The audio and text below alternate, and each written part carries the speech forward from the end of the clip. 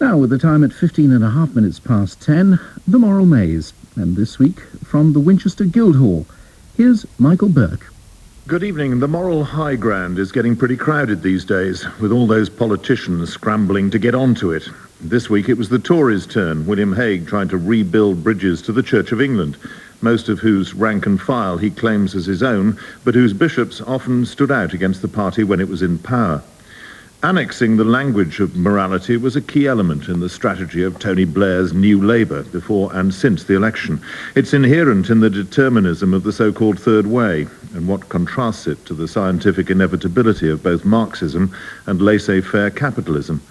If rhetoric and green papers become reality, it means greater state intervention in issues of the family, of society as a whole.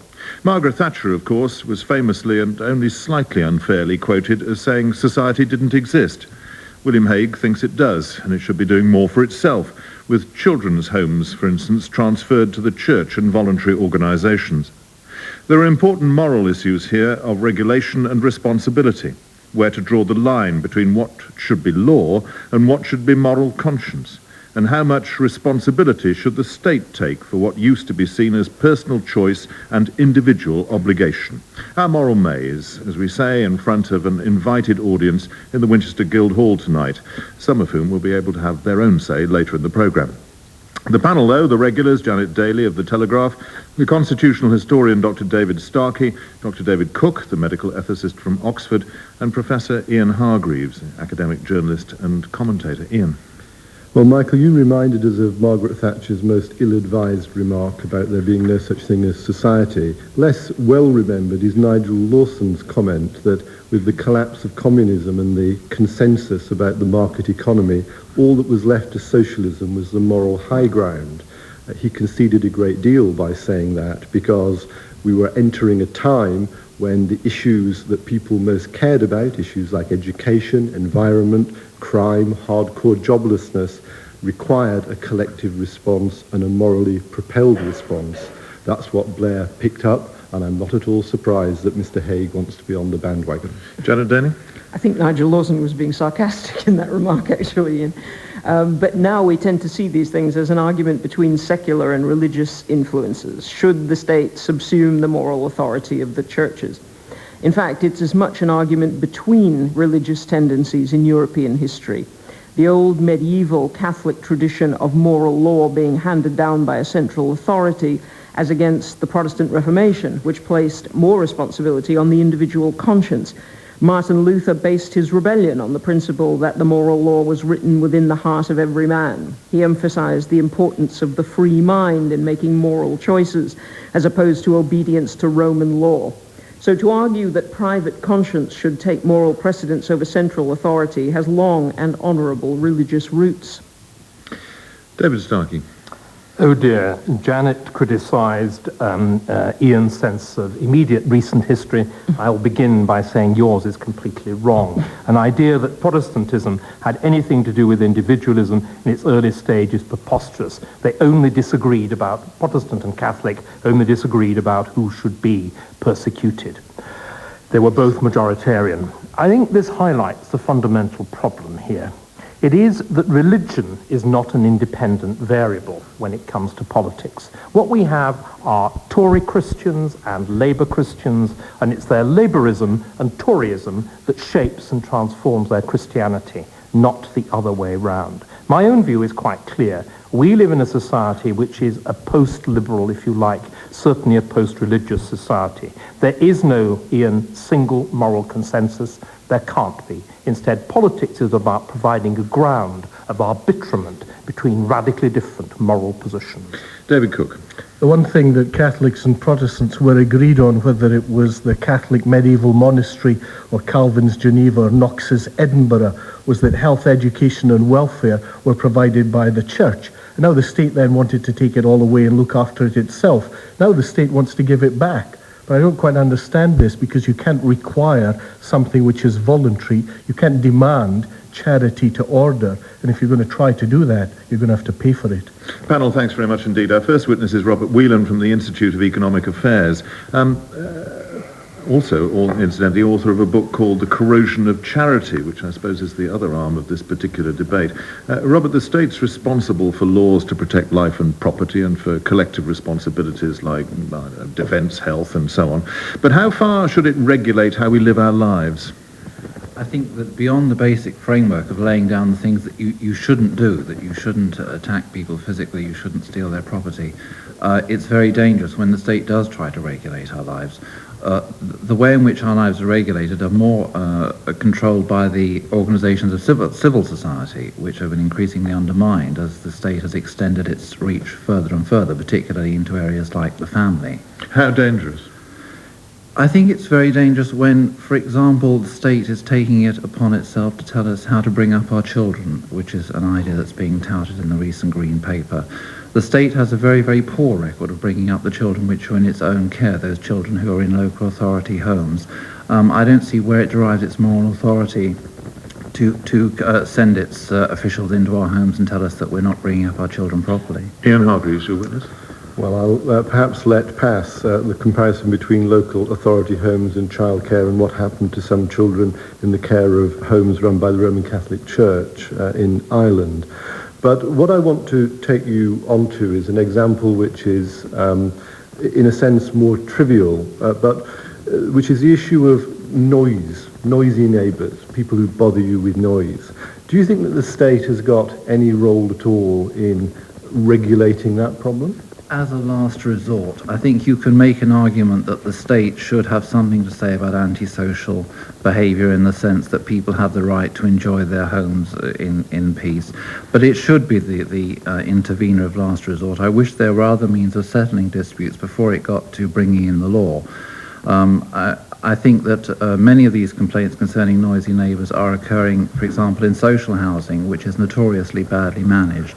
Housing management, both on local authority estates and in housing association estates, is often conspicuous by its absence. So the law is invoked before other remedies have been tried. But you're not going to argue then that the law should not exist on these matters? No, but it should be the intervener of last resort. Well, we can agree about it being preferable for any kind of dispute to be settled directly by the parties involved, but if I am the victim of noise in my neighbourhood and I seek to band together with the people who live around me to do something about it, at what point do we become a democratic unit and, in a sense, a part of government? Because much depends on how the property is owned. If it's private property, you can control entirely what goes on your own premises. You can't control the noise coming from over the other side. Where is there in the Bible David the Starkey. 11th commandment, thou shalt not commit noisy abuse? And I'm really getting very seriously puzzled by this. I mean, were you, Robert, expecting to be asked a question on noise abuse when we consider the relationship of morality in the state? No, I think it's going to the extremes of the debate, bringing in a very trivial issue. David Starkey, you're being mischievous. We'll come back to No, I'm not. David Cook. At the heart of your analysis was this word civil, and I'm interested in another meaning of civil, which was the area of good manners, of good behaviour, of a concern for other people, of respect, which seemed to rest on some kind of moral consensus, but that's kind of lost and gone at the present time. So why has it collapsed? Where's it gone? I believe it's because the institutions which transmit moral values from one generation to the next have been very seriously undermined. The family, the churches, voluntary bodies, often as a result of increasing government activity in fields where it shouldn't be acting. Then you have a void, and the government steps in and says, we don't know, people are not, there's no moral consensus, therefore we're going to put one on the national curriculum and teach it through schools. But you make it sound as if it's all the government's fault. Don't religions have some responsibility for their failure, both to communicate, to educate, and to live out?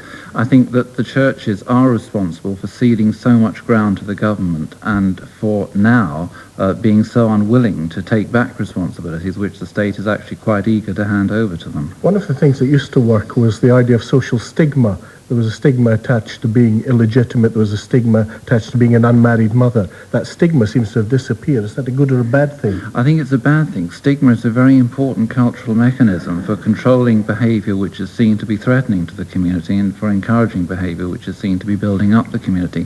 Once stigma vanishes, then you're left with no means of controlling behaviour at all other than the law, which is a very blunt instrument. And how do you distinguish stigma from discrimination? It's a very fine point on which I couldn't offer an answer. David Starkey? But Robert, when you're wearing your other hat, you acclaim globalism, you acclaim the fluid, mobile international economy.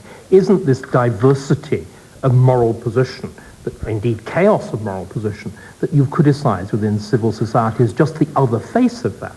And isn't it positively desirable? I'm entirely in favour of globalism. I think that we're not the first generation to face these enormous challenges to our economic and social But sorry, I ask you to put the two together. You're in favour of the diversity which is intrinsic in globalism, and at the same time you want the unity of moral consensus. I submit to you, you're simply contradicting yourself. The only way in which I think you can find any sort of moral consensus is through these institutions of civil society which we can all choose to But they contradict each other. To opt into or to opt out of. They contradict each other. Their values are different. So what? Well, then you join the ones that reflect your values and you don't join the So you ones that... recognise diversity. So where's your moral consensus? The moral consensus exists within a the community who may be at each other's throats. Talking about being at each other's throats, Ian Hargreaves. Robert, do you think that the state itself has any role to play in achieving the revitalisation of civil society? Or do you regard that as a contradiction in terms? I think the only way it can achieve that is by withdrawing, by showing itself willing to withdraw from certain areas and hand them back to civil society. In that case, why didn't civil society blossom rather than decline, as you put it, in the Thatcher years? But I don't think the state was withdrawing at all from these areas during the Thatcher years. It was encroaching further and further into the welfare field. Robert Whelan, thanks very much indeed. Our next witness is Paul Vallerly, who is author of The New Politics, Catholic Social Teaching for the 21st Century, and chairman of the Catholic Institute of International Relations, if you can call anybody a chairman these days. Given that not just Catholics, but active Christians are in a minority, Paul, is it the role of the state to set a moral agenda? No, it's not the role of the state. It's the role of the various people who make up the society. The church has an important role to play in that, but as has already been suggested, we live in a society which is not Christian anymore. It's not, we often talk about multi-faith, but it's not really a multi-faith society.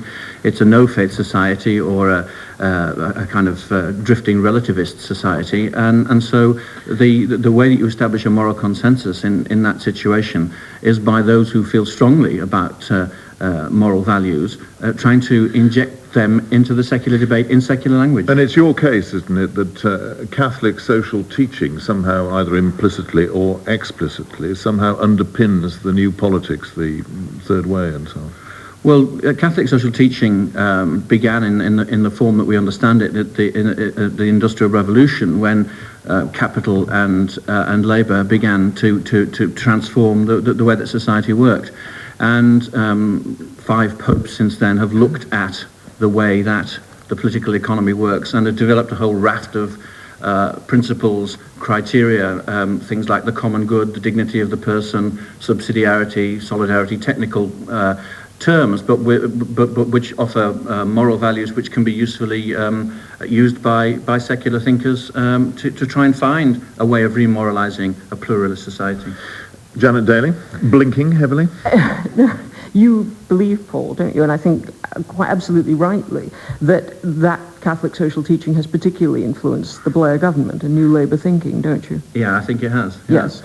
I mean, lots of things that Blair's done on the minimum wage, on devolution, on the union in the workplace, the stakeholder society. All these things come directly from Catholic social teaching. And in that sense, he belongs to what you might call the European Catholic socialist tradition, like the Christian socialists in Germany, say, that kind of tradition. You could say that, but there are also English Christian traditions which there's great similarity with too. Yeah.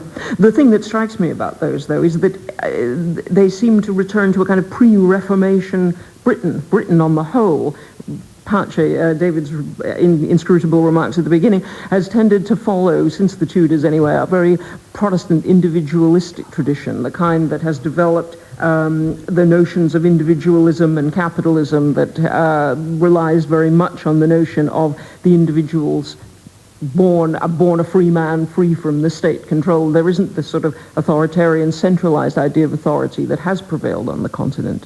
Well, I just don't think that's the case. I mean, the welfare state contradicts what you've just said. The welfare state is a mechanism which points in the opposite direction. And the struggle in any modern society is to find a balance between the creation of wealth, economic efficiency, and social justice and individual freedom. Those three things. And I don't see any sense that in modern Britain there has been a two-way rather than a three-way split.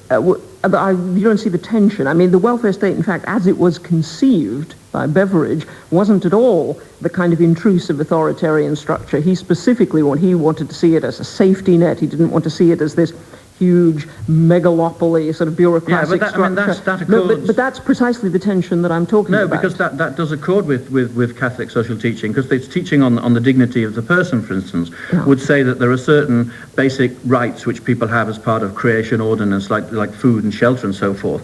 But there are also certain basic duties. So as well as there being a right to work, there is a duty to work. So if you look at something like the government's policy on welfare to work, that's classic Catholic social teaching, because it says on the one hand that people in difficult situation need social security benefits, but it also says that they have a duty to do something. So where is the space in all this for the sense of private charity, for example, private duty, individual responsibility that isn't regulated by the state, that doesn't come under the province of law? Well, in a modern complex society, you have an interplay between what the state does and how the state chooses to frame its regulation in a way to influence behaviour. The decisions of individuals, like, for instance, as to whether they can afford to look after their elderly relatives. That's precisely the tension we're talking about. It is, let me finish. And the third element is the whole kind of social persuasion and the various voluntary mechanisms which make up civil society. And there's a complex interaction between all of those. And I think in a modern society, you can't kind of go back to a medieval theocratic view or a 19th century view where you say it's Christianity and the state can kind of swap things over. It doesn't make any sense to me to say that all children's homes can be taken over by the state. Some can be, by the church, sorry. Some can be taken over by the church or by voluntary organisations, but there will always be gaps between these voluntary organisations that people need a state safety net to deal with. David Starkey? Paul, I understand how all this relates to Catholic social teaching, which, by the way, was entirely compatible, if I remember correctly, with Franco's Spain and Action Française, and in fact, with its, authentic view of community and the equal balance between worker and employer and those wonderful depoliticized political institutions. Now, all institutions, David, are capable of corruption, and New Labour wants more than others. But let's move on. I insist on answering your question. Yeah, well, there wasn't a question, Paul. That was the problem, I think. There is, yes, a compatibility between Franco and Catholic social teaching, but it's a perverted compatibility. And there are basic tenets in Catholic social teaching which say that certain ways of behaving from that period would actually be in tension with Catholic social teaching. So, no, I don't accept your basic point. I think what you're saying is that you're demonstrating that you've probably had a good Jesuit education and extremely good at prevarication, but never mind. Let's move forward. I can see that this is Catholic. I find it rather difficult to see how it's Christian. May I remind you of the Beatitude? Consider the lily of the field. They toil not, neither do they spin. Yet Solomon in all his glory was not arrayed as one of these, and take no thought for morrow. Now, where is this doctrine of the importance and the centrality of productive work? Well, one of the things that Catholics tend not to do in the way that fundamentalist Protestants do is quote scripture out of context by throwing individual lines at you. I mean, if we had 2 hours, I could sit here and quote other passages. Right, well then do so. Just quote the passages. Just quote the passages that justify that idea. Then perhaps you could, when you've come up with that, you can then ask me why in Mr. Blair there is this strange reluctance to address the question of marriage. I can find very little, for example, about trade union rights in the New Testament. I can find extremely clear views about sexual morality. Why is Mr. Blair so hesitant about deploying David, this you've come, aspect of David, you've come to the stick on your lollipop. Paul, can you... Well, we're talking about sex. You've asked for an example, and I'll give you one. And it is that if you actually go through the New Testament and you make a list of the utterances of Christ on various areas, you'll find that most of them are about money and wealth, and very few of them are about sexuality. Paul Vallely, thanks very much indeed. Our next witness is Indarjit Singh, who's editor of the Sikh Messenger, member of the Central Religious Advisory Committee, JP, and chairman of the Youth Court. Indarjit Singh, given that organised religion no longer really provides an undisputed ethical framework for society, is it enough for the state to tell us in terms of our personal morality, that we can do what we like so long as we don't harm anybody else? Is that enough for a state to do? No, absolutely not. That's totally contrary to Sikh teachings. That is the trend of society today. As long as we do no harm, Sikhs say you must look to positive good. The politicians should look to the guidance of religion in conducting affairs. David Cook.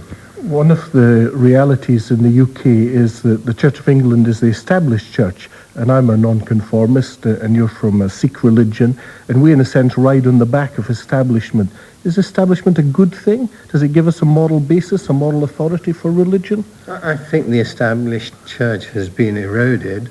I think the church still does give guidance. It has certainly been put to the margins of decision-making in the society. But I think society has suffered in this country and in the West particularly, generally, because of that. It's a society in drift. It's got no moral basis. We should think of where we're drifting and look to religious guidance. Right, but when we do look to religious guidance, is religion simply giving us a framework of teaching, or is it giving us a power to put that teaching into practice? No, it's giving us a framework of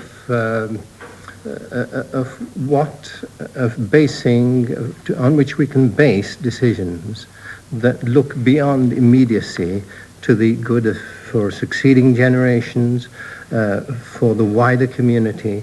It takes us out of the narrow view of society. So is there a proper role for religion then in being prophetic and being critical of government programs, government organisation?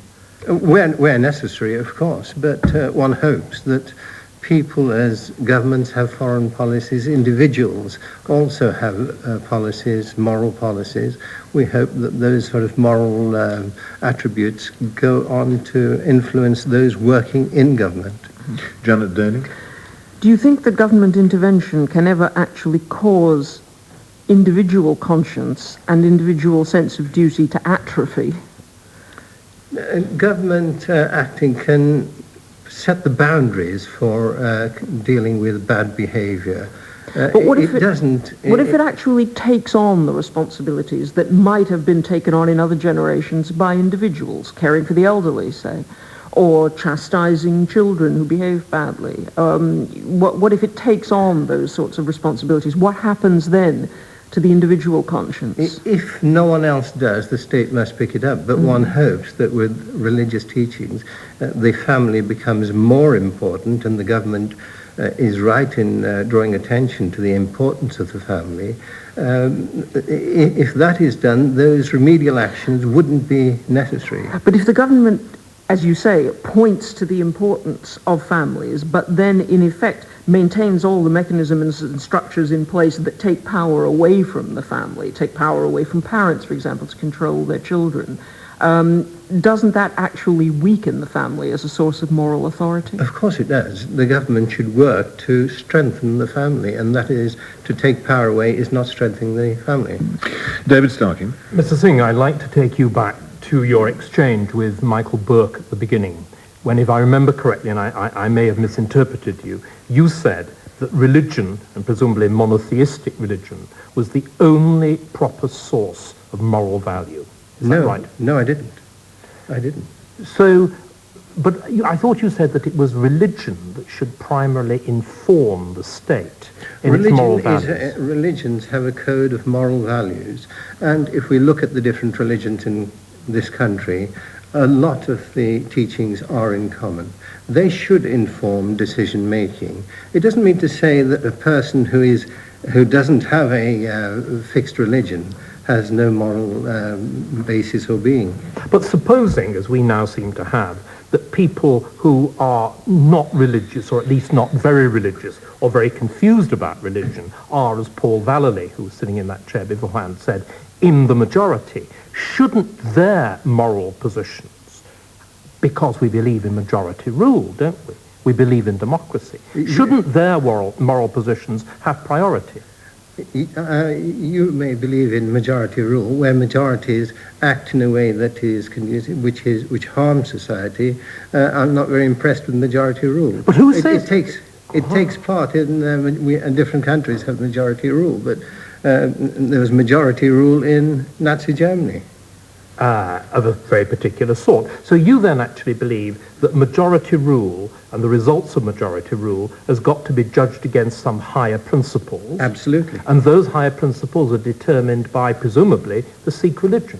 Not only the Sikh religion, but the Sikh religion recognizes that different religious paths are valid.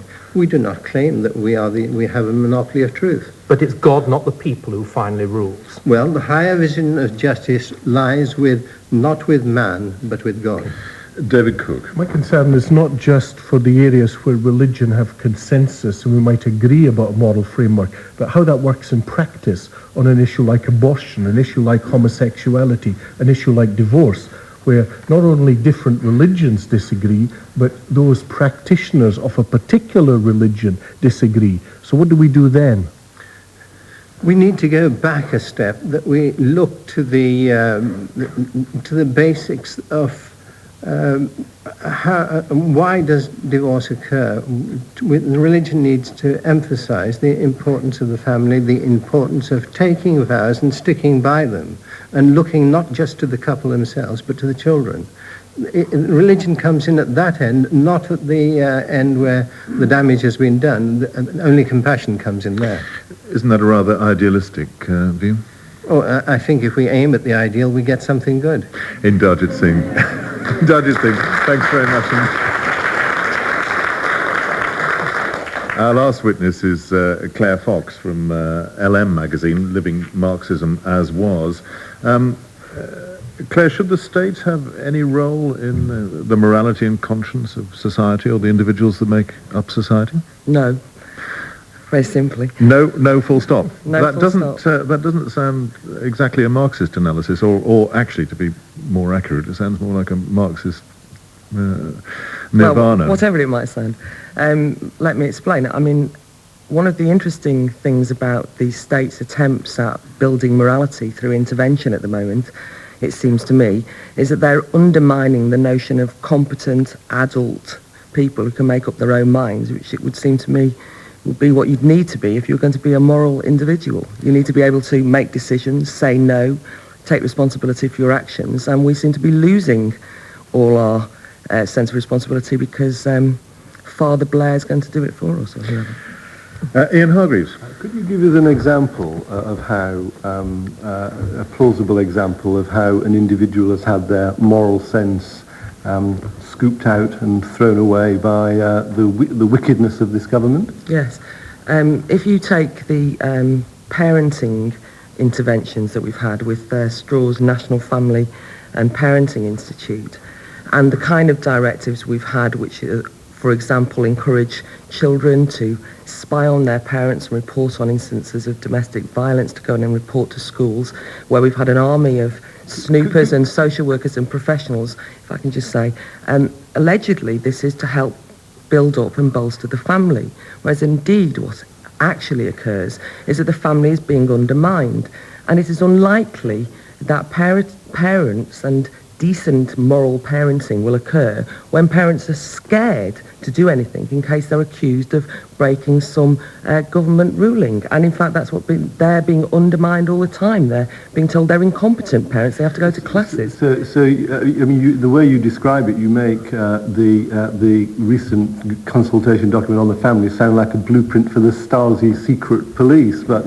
it feels like that for a lot of parents. Well, I haven't met any for whom it feels like that. But, I mean, let's begin with the thing you began with, the National Parenting and Family Institute. That is going to be a body which is going to do research, it's going to make arguments, it's going to talk about what's going on in the family. Come off it. It's nowhere near what you described, is it? Jack Straw's directives on the family and parenting and many of Blair's pronouncements and the whole atmosphere in society tells parents... Directives I didn't make up... These are rather different things. I'm sorry, but I didn't make up parenting classes. What's an example of a directive? The thing about directives that's interesting at the present time is they might not send the secret police round, but when you've got the health visitors, when you've got the teachers, when you've got the nursery workers, and all of these health workers at the moment are being told to report back on the type of parenting that's going on. They're being told to teach parenting. Now, if you're a parent, you feel undermined. And it's ironic, but it makes people less competent and I would say less moral as a consequence. I'm not interested in the politics, I'm interested in the morality, and I'm wondering what the moral basis is, because you sound like a classic libertarian. Most of the friends I meet in Poland and the former USSR are people who long for the good old days when the government made all the decisions and looked after them properly. So what are you coming from in terms of your own moral position? Okay. I believe in freedom. And absolute freedom. Absolute freedom. I believe that human beings are capable of behaving like adults and making their own decisions.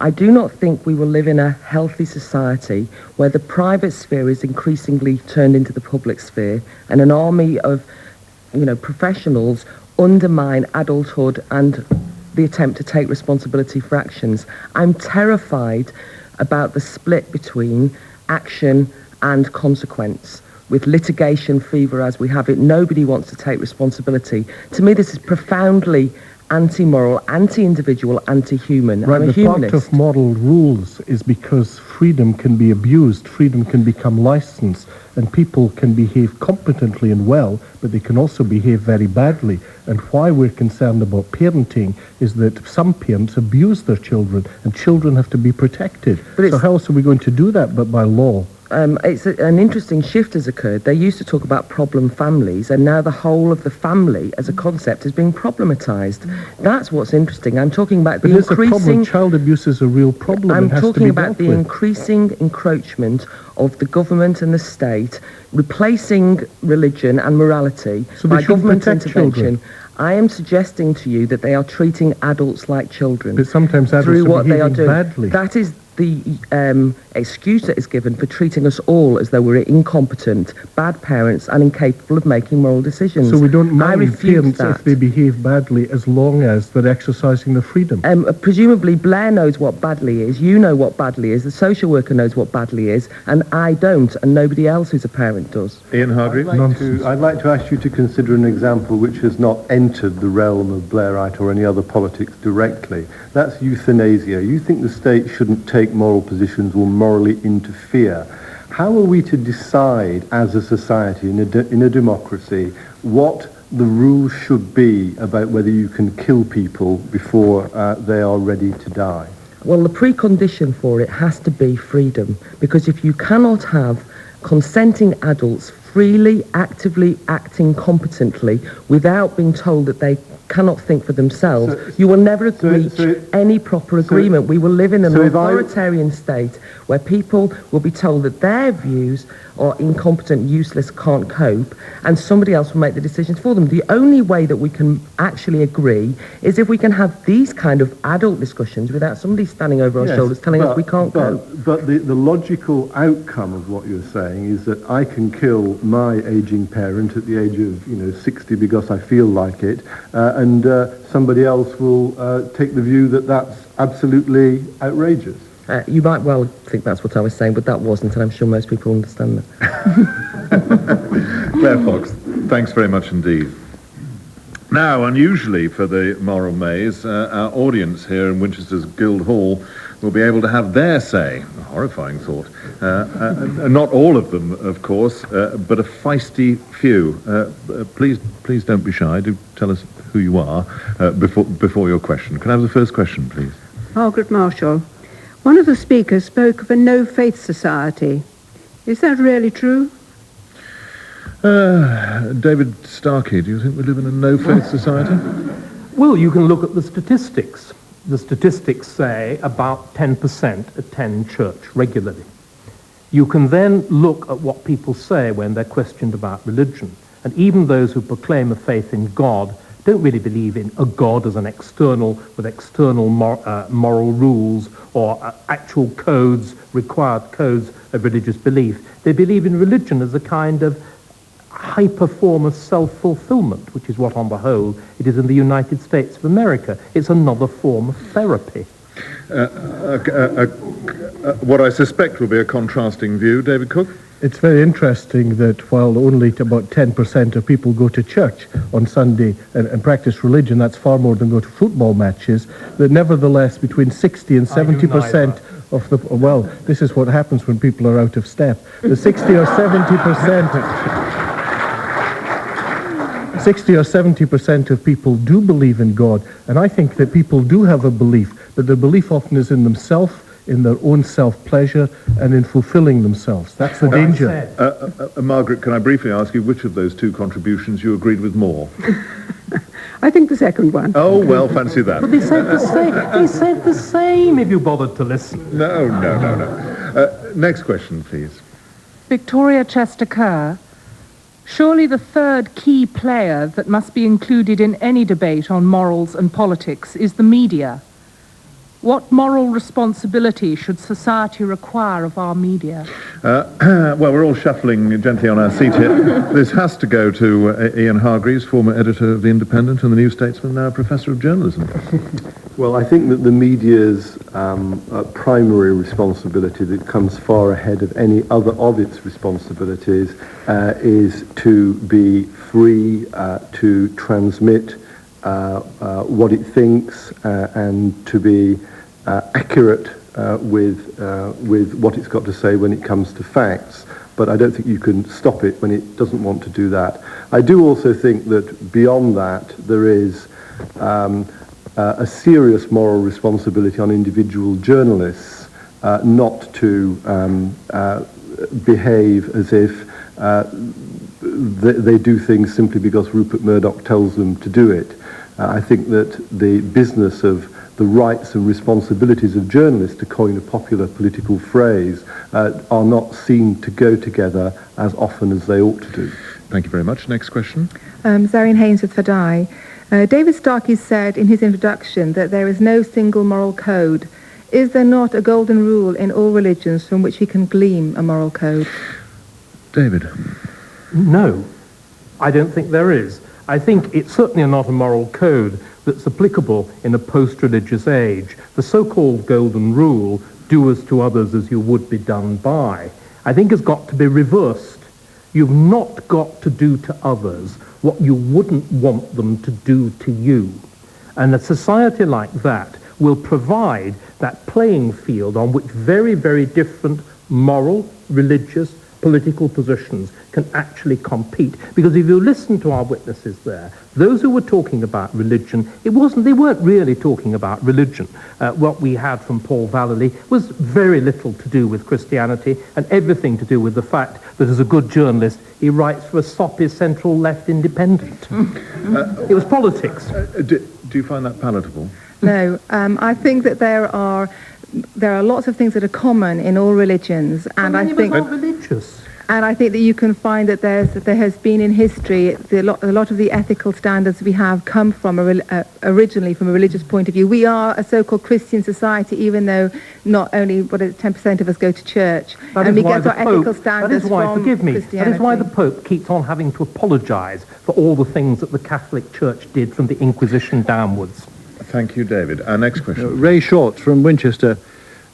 Practical morality, it seems to me, involves the motivation of individuals. And I wonder whether political leaders or any sort of a group from above can impose this sort of thing. Where are the sanctions for morality to come from? Could you talk about that? David Cook? Well, there's a world of difference between motives and sanctions. I think you're quite right that motives are absolutely crucial. They make a difference to the way that we perceive morality, and we want people not just to do the right thing, but to do them with the right motive. What concerns me about public life is that once upon a time there was an era of public service where people actually wanted to serve the common good, to serve humanity, and that's why they went into public life. That's why people went into the church, education, nursing, health, and so on. I'm afraid that tradition is breaking down. Now, how you encourage it, I'm not sure is by sanction, because I think there has to be carrot as well as stick. And I'm not sure that beating people makes them either good or behave with the right kind of motives. Janet wanted a word. You're absolutely right when you say that the government, where does the moral sanction, where does the moral authority come from for a government? That is, it doesn't have any. It has to be utilitarian. It has to be simply a question of maintaining civil order. And without being parasitical on some sort of religious truth and religious morality, government has no moral authority whatever. Audience, thanks ever so much for your questions. Let's get back to what our witnesses told us. Janet Daley, Claire Fox was saying that the state's intervention was undermining competent adults making up their own minds. Yeah, I think that's largely true. Well, I thought she chimed in as well. Now, there we have the columnist from the Daily Telegraph and the director of Living Marxism in well, I think she's the one who's slightly confused about her political base. I'm sure she probably... I was a Marxist when I was much younger, and I certainly wouldn't have held the views as a Marxist that she seems to hold now. But Marxism has obviously gone into its Baroque phase. A bit like Catholicism, yeah, really. Perhaps. But I thought her comments, apart from the fact that she called herself a Marxist, were absolutely coherent and pertinent. I thought she overstated her case a bit on the business about euthanasia, for example. I mean, it's perfectly legitimate for a society to say it's wrong to kill people. Almost all societies that have survived longer than one generation have had such a rule. And it's not the same as setting up a parenting institute, which is going to give advice to an entire generation of parents, which does seem to me to be profoundly wrong-headed and patronizing and genuinely undermines the moral authority of adults. Ian, you were brisk but not brusque with Claire over this. Do you not feel that there is a case for saying that when the state takes on responsibilities of this kind, individuals do tend to back away from them? If the state were taking on the responsibilities, all that is said would be true. But the state isn't really doing that. What the state is doing is acknowledging that we all live in a very large number of different communities, including national communities, international communities, and it is seeking to get into the argument because it can see that there are big public costs of problems caused by the way that families have been going. That seems to me an absolutely legitimate thing for the state to be concerned about. Before we end this programme, can I draw you back to the questions posed right at the beginning here? Janet Daley, where do we draw the line between what should be law and what should be moral conscience? Very difficult to establish a general principle, but there are lots of things that most people would want to say was immoral, even if they indulge in them, like adultery, but they wouldn't want to have a law against it. And you have the same problem, say, with fox hunting. You may feel it's immoral, but may feel that banning it by law is a bit dubious. It's very difficult. As Robert Whalen said, the law is a very blunt instrument. And when you start to bring it in to intimate, domestic moral matters, you're on a very dangerous course. In that, at least, you'd agree, Ian? I do agree, yes. But the process of negotiating where that line properly lies is endless in a democracy. And if you believe, as I do, with the questioner who raised the question of the Golden Rule, David merely restated it, actually, is sufficiently entrenched and powerful in what we are as human beings that one can be confident about the outcome. Where would you draw the line, David Starkey? Again, my version of the Golden Rule, I think, is the one that I prefer. I much prefer Greek society to Christian. It seems to me to be intellectually far more interesting and far more productive. If we actually look at this question of why is the separance between duty and rights happened. It's because the state has so often obviated the law of consequence. What we need is to confront individuals with the consequence of their actions. That is the true Greek morality. David Cook, I feel I should leave the last word with you. We draw the line in two places. One, what causes harm to people, and two, what encourages them to flourish. So there's a negative and a positive. But ultimately, Indarat Singh had it right. We need ideals and we should aim for the very highest. Panel, thanks very much indeed. That's it for this week. From our panel up here on the stage, Janet Daley, David Cook, David Starkey and Ian Hargreaves. From our witnesses, thanks to them, and from our audience here at the Winchester Guildhall, and from me, until the same time next week, goodbye. The Moral Maze was presented by Michael Buerk and produced by David Coomes, and our apologies for the technical problems we had during that programme.